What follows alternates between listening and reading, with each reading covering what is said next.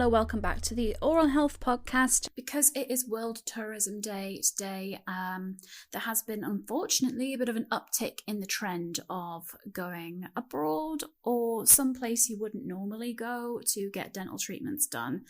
And we have a campaign called Safe Smiles, which we've mentioned before, but we do look a little bit at dental tourism and how to do it safely, but that unfortunately most people do not approach it safely. So Karen again here, just chit chat about turkey teeth colloquially. Yes, it's a difficult one, and I think that people see things on influencers pages and think that is the norm. Mm-hmm. It's not the norm to look like that. And when you see people, it was in the press a couple of weeks ago that somebody was actually looking for somebody who had turkey teeth. Now, when you're young, you think you're invincible. Nothing is ever going to touch you. You're never going to be ill.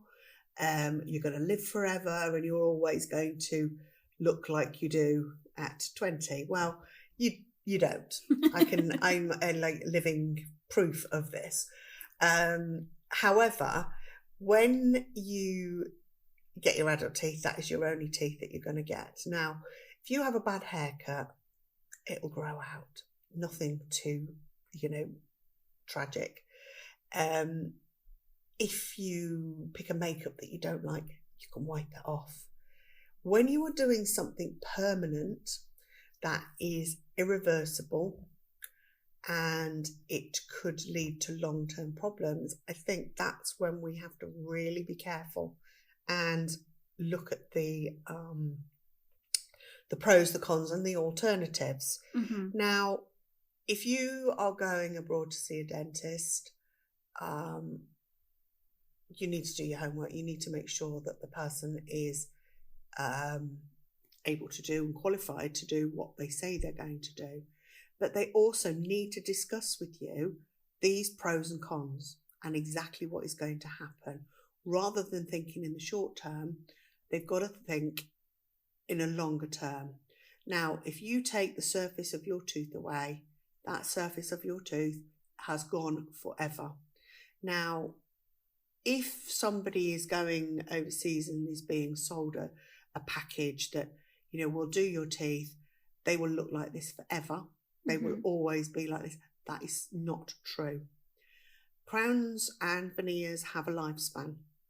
And, you're probably looking anything from 10 to 15 years. They will need replacing. Now, each time something is replaced like this, you take a little bit more of the tooth tissue away. So the younger you have it done, the more damage is going to be done to your teeth over time, to a point where your tooth or your teeth will not withstand it anymore. So they will either break or the nerve inside the tooth will die, and then you'll need a lot more treatment. You could end up losing the teeth. Now, I know, like I said, people live for today and they don't think of 20, 30 years down the line, but it's storing up huge problems for the future. Even problems now, we find, there's so many people come back and say, the teeth are really painful, they can't eat with them, they get an infection after infection. Now, that generally is because too much of the tooth has been taken away. I've heard of cases and seen cases where people have gone for veneers and they've ended up with crowns. Now, veneers are less invasive than a crown because you are just taking off the front surface of the tooth just to allow space for the veneer. So that's much less invasive. So it really, really breaks my heart when I see these people showing off these little pointy bits before they get the crowns fitted. It makes me speechless, as you, yeah. Because there's so much tooth tissue being taken away from healthy teeth, and that just for a trend that people want big white tombstone looking teeth that looks like everybody else's, and where's the character in that? And I know I sound like an old nag, but I just can't understand it. I really can't get my head around the fact that you would do that to you. There is other ways of making your smile better and healthier. I mean, tooth whitening, for the people who don't mind the shape and position of their teeth, tooth whitening done by a dentist is safe, it's easy, it's quick, and you'll get the smile that you want. If you don't like the position of your teeth, you can have orthodontic treatment done. I would guess it's probably on a par cost-wise with going across to Turkey or wherever you want to go to have these treatments done. Now, we're not saying that all dentists overseas are not able to do these treatments. Right, yeah. They certainly are. I mean, and they will have the qualifications to do it, but there are a number of things to remember when you are going overseas to have something done. You know, when you get back home, it's not like saying, oh, my tooth hurts, I'm going to pop to see the dentist. You can't do that because your dentist is a flight away. And you'll find it really difficult to get a dentist to do any further work on the work that you've had overseas, because they haven't started it off. They don't know what's on underneath. They don't. It's kind of a can of worms that could be opened. So you'll find it very difficult to get treatment here.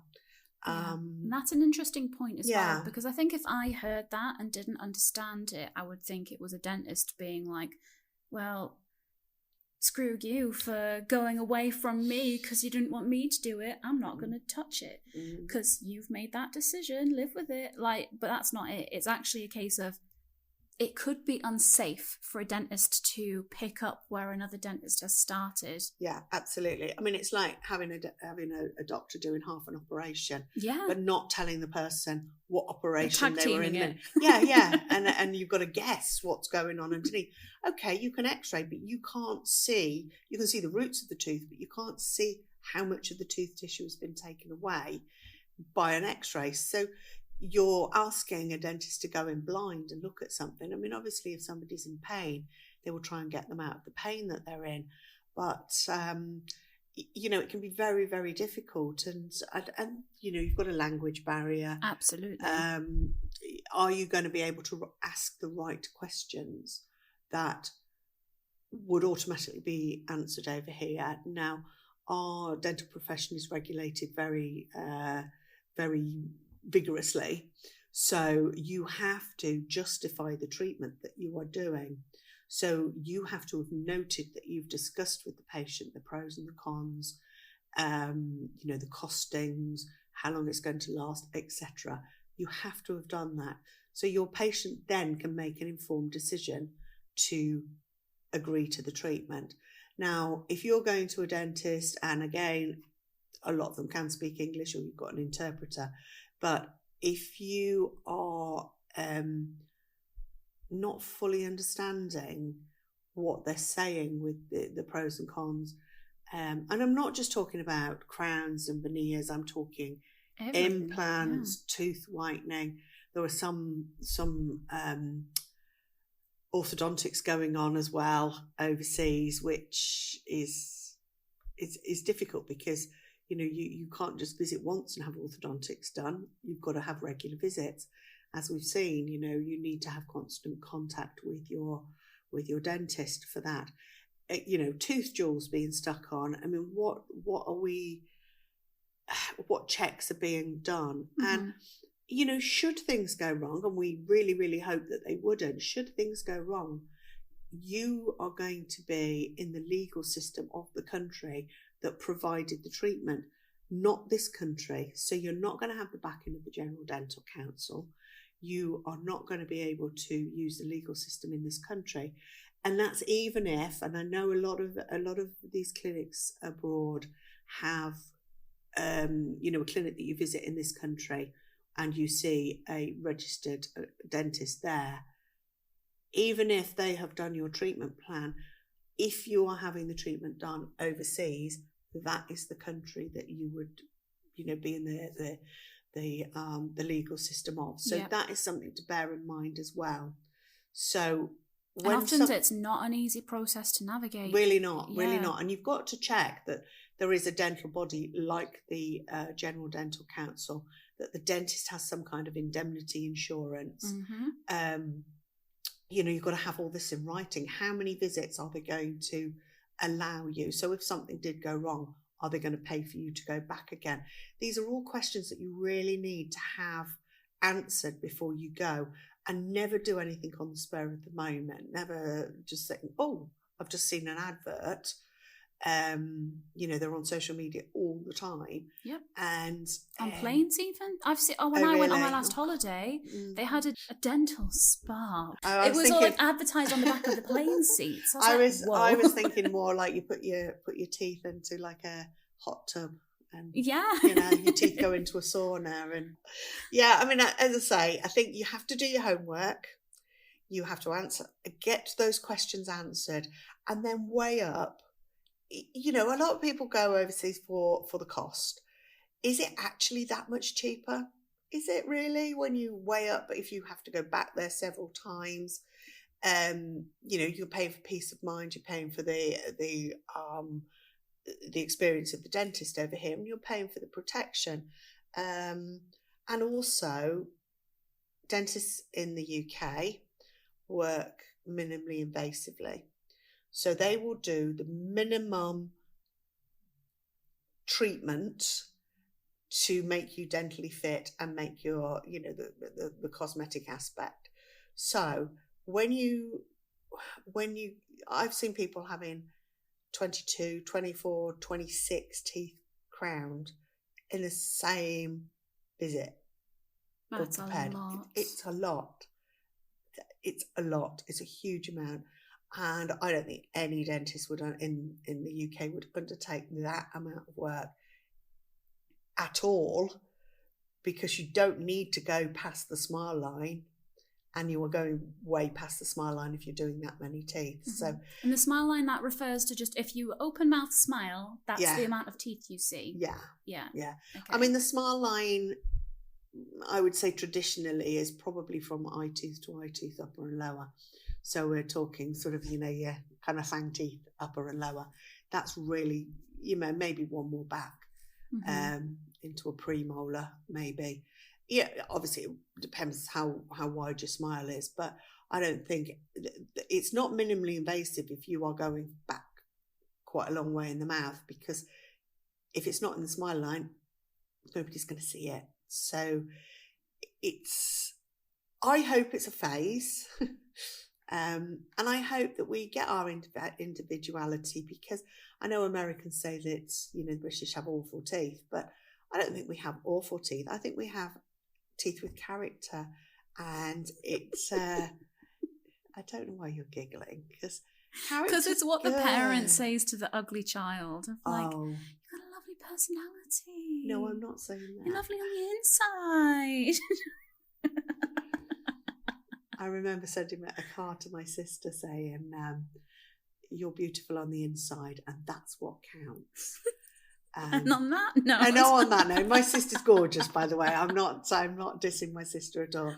But yes, I mean, it is something that we hope we get back. Let's get back our nice, healthy smiles that we can do a lot with without destroying them, really. Mm-hmm. Yeah, absolutely. I think, it's such a big topic, and it's unfortunate that a lot of people are putting themselves in danger to get something they see as that they need. Sometimes it just stems from a little insecurity. I know, and I've spoken to people who have been through the process, who have asked, not to go on the record with it, and I respect that, just like as a general fact-finding thing. And it's heartbreaking to see and hear the stories that they've got. And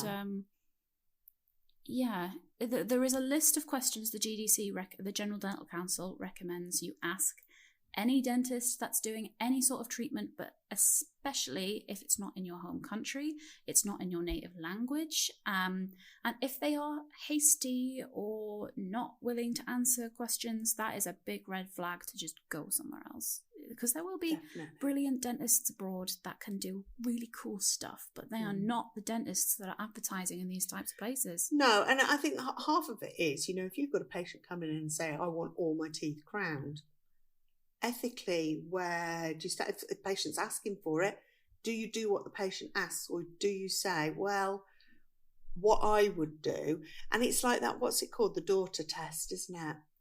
Would you do, would you, a lot of clinicians, it's something that they say, would I do that treatment on my daughter?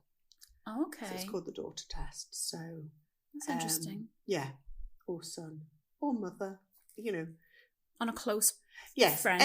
Enter close family member as you wish if you don't have a daughter. But yes, that kind of ethical thing that you would kind of go, would I like it if my sister, my mother, my brother went and had this treatment? Would I actually do this? Mm-hmm. And if the answer's no, then that tells you what you need. That's the dentist, saying, actually, what I think would be best for your oral health is to. Mm-hmm. Yeah. And it's everyone's going to do whatever they're going to do, but just be a little bit safe about it. Yeah, just do your homework and think about it. And, nothing is going to be as good as your own teeth. Mm-hmm. Nothing is ever going to work as well. You're able to clean around them. You can keep your gums healthy. If you've got a false item in your mouth, there's always going to be an edge to it. So there's always going to be a bit that might pick up staining. It might pick up food and debris, which will then irritate your gums, which will then make your gums unhealthy. And, gum disease means that bone can be destroyed and your teeth will fall out. So, it's all of these things that you have to look at. How are you going to maintain the treatment after you've had it, if you go for it? And, I think you're kind of in a bit of a no-win situation, because things fail and things hurt, and, you do things when they need doing, not preempting a situation. And, I know everybody wants to look their best, and, there's nothing wrong with that, but work with what you got. Mm-hmm. Yeah, 100%. And we'll pick up a conversation on a slightly different topic next time. But that's it from us, and we'll see you again later.